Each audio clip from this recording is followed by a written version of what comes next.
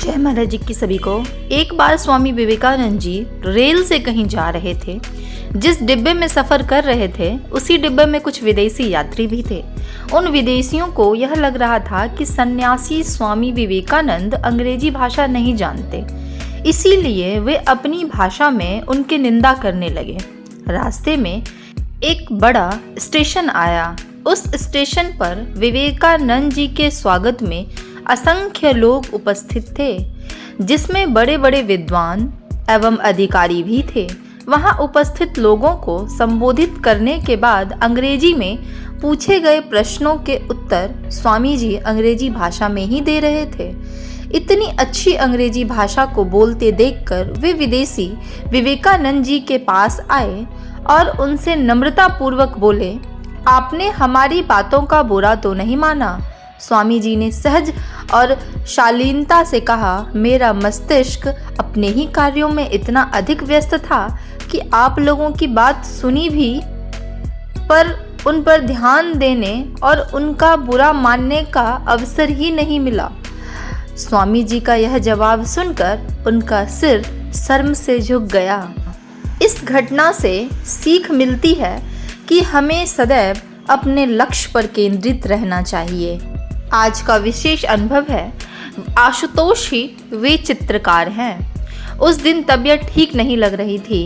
साधना में बैठ तो गई, लेकिन फिर थोड़ी देर बाद मैंने बेड का सहारा लेते हुए टेक लगा ली।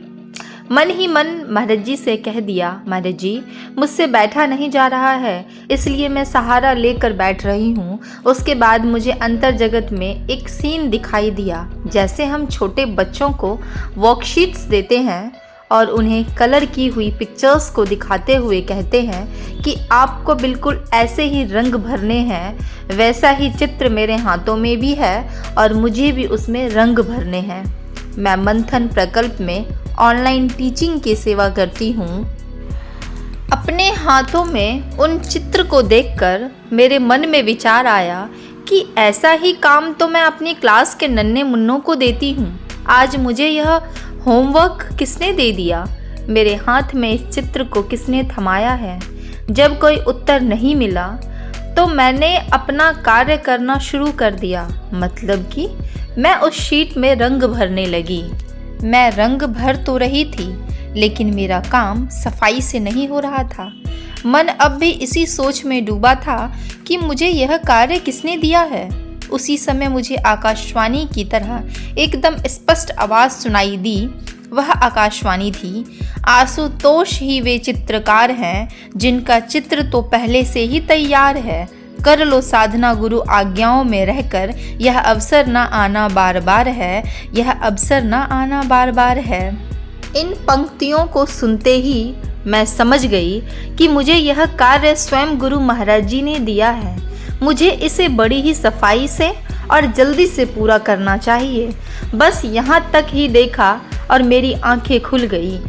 आंखें खुलने के बाद मैं एक दुविधा में उलझ गई। यह सारा दृश्य मैंने साधना में देखा है या मैं सहारा लेकर सो गई थी और मैंने एक स्वप्न देखा है?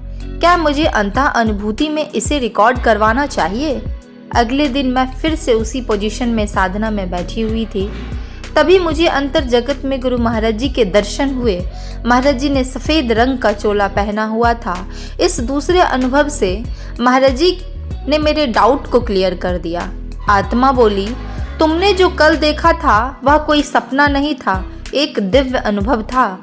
तुम्हें उसे अंतः अनुभूति हेल्पलाइन नंबर पे रिकॉर्ड करवाना है।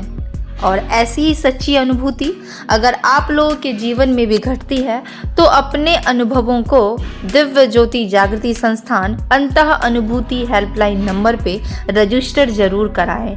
इस बात को बिल्कुल भी ना भूलें, चाहे वो दिव्य स्वप्न हो या वो दिव्य अनुभूति, आप लोगों को रजिस्टर जरूर कराना है और निरंतर ध्यान साधना करनी है। और इस समाधि काल में हमें अपने साधना की आहुति देनी है और अपने गुरुवर को अगर जल्द से जल्द बुलाना है तो हमें साधना करनी होगी। जय महाराज जी के सभी को।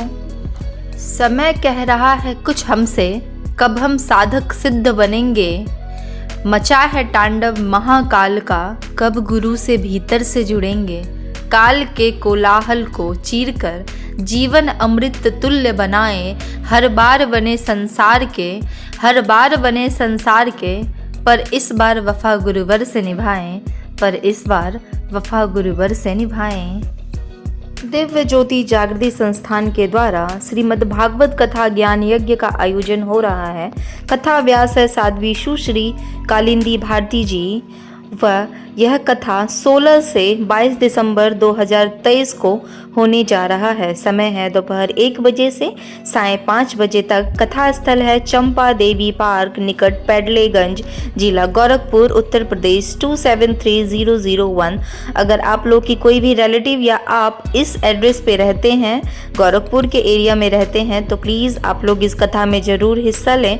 और अगर आपके रिलेटिव वहाँ पे रहते हैं और आप कहीं और रहते हैं तो इस कथा की जानकारी उनको जरूर दें और आप भी इस कथा में जरूर जाएं। जय महाराज जी की आप सभी को।